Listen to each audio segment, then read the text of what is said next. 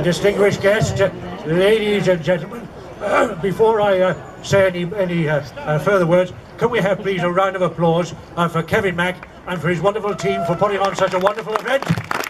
Isn't it spectacular? Well done, Kevin. May I say thank you for your welcome. It humbles me to be here today to give you some of the information and the situation in the war as it stands.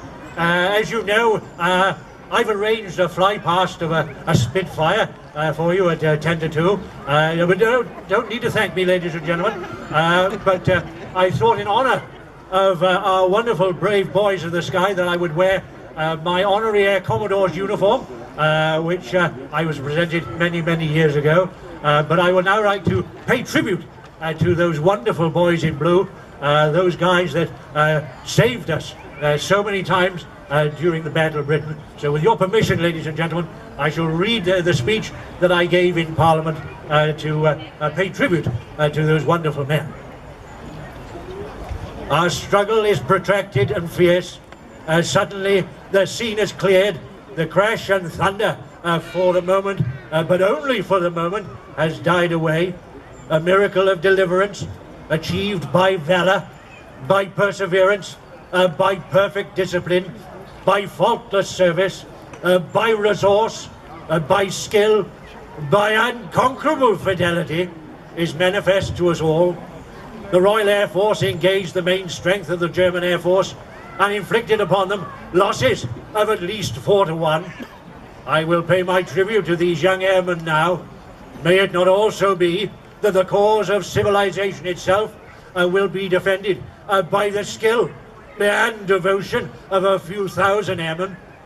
Let us realize there never has been, I suppose, in all the world, in all the history of war, such an opportunity for youth.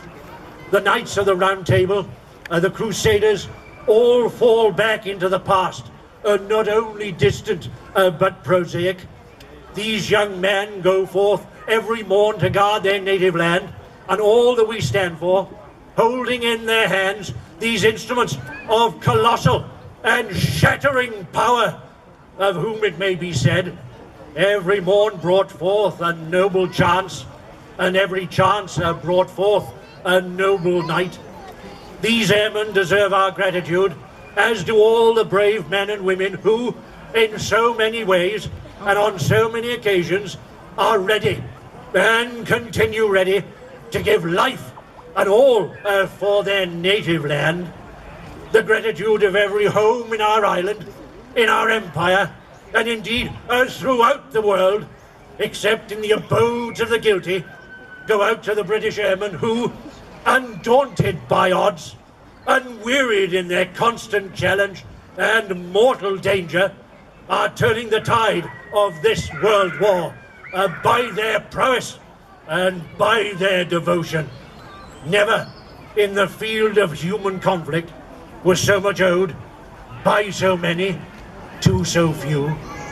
What General Vega called the Battle of France is over. The Battle of Britain is about to begin. Upon this battle depends the survival of Christian civilization. Upon it depends our own British life and the long continuity of our institutions and empire. The whole fury and might of the enemy will very soon be turned on us.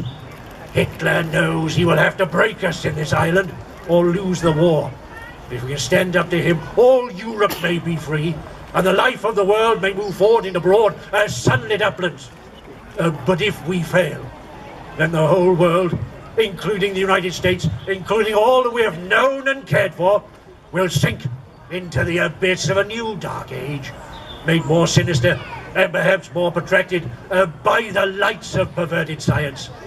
Let us therefore brace ourselves to our duties, and so bear ourselves that, if the British Empire and its Commonwealth lasts for 1,000 years, men will still say, this was their finest hour. God bless you all. God bless their majesties. Thank you, ladies and gentlemen.